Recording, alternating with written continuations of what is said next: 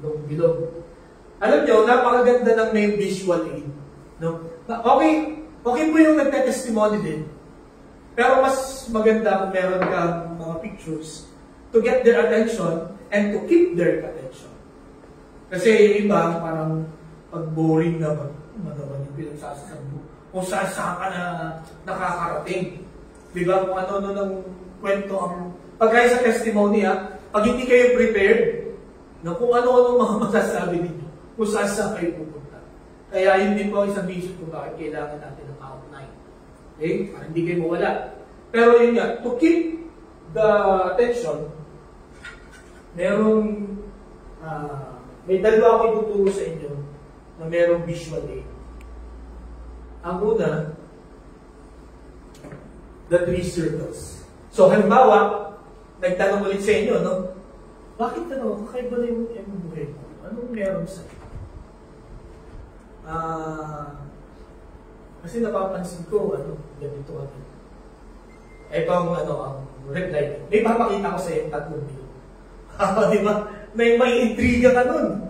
Parang ano yun? Ano yung 3 bilog na yan? Hindi 3 itlog 3 bilog. Okay. 3 circles. Okay. So, ang una, mali ang formation. Sorry. Mali ang formation.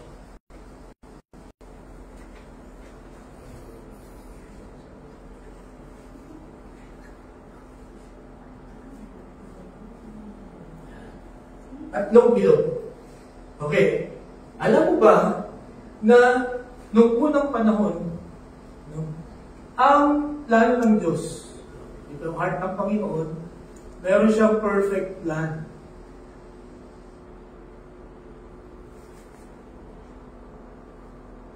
Meron siyang perfect plan sa atin. Kung babasahin natin yung Genesis 1 and 2, makikita mo doon kung gaano kaganda ang nilikha ng Panginoon.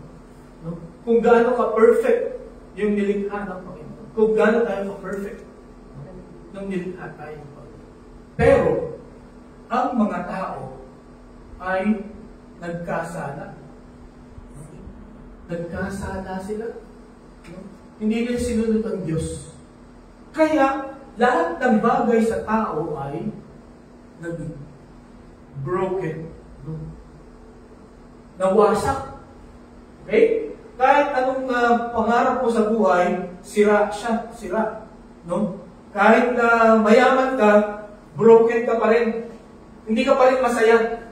Diba? Kahit na marami kang karelasyon, hindi ka pa rin masaya. You know why? Because you are broken. No? Paano nangyari yung brokenness natin? Because of this. Kaya, because of this brokenness, ang Panginoong Jesucristo ay pumunta dito sa lupa. Okay? Siya ay namatay dito sa krus para iligtas kayo at ako. Ano gagawin mo kay Jesus? Kailangan gawin mo siyang Panginoon ng buhay. At nung siya ay nabuhay na maguli, nung siya ay umakyat sa langit, binigyan tayo ng kasiguruhan ng Panginoon na pagka ginawa natin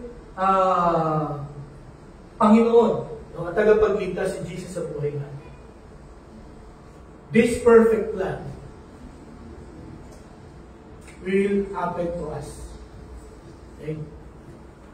Ay mangyayari sa atin. Okay? And then, ngayon, pangangailangan niya ng pagtanggap kay Jesus. Why not? So, yan yung simple explanation ng 3 circles. Diba? May perfect plan ang Diyos sa atin. All of us are broken. That's the reason why Jesus came, namatay niyo sa krus, at dapat natin gawin, gawin natin siyang Panginoon na tagapagligtas ng buhay natin. No? At kung siya ay makita sa langit, ay yun nga, makita natin na yung perfect plan ng Panginoon ay nabalik sa atin. Meron tayo ulit na, meron na tayong eternal life sa buhay ko. Okay? And then, ngayon meron na tayong eternal life. Kailangan natin reach out ulit or reach out din yung mga tao na broken pa. So parang gano'n na yung circle. Okay, may tanong po kayo dito.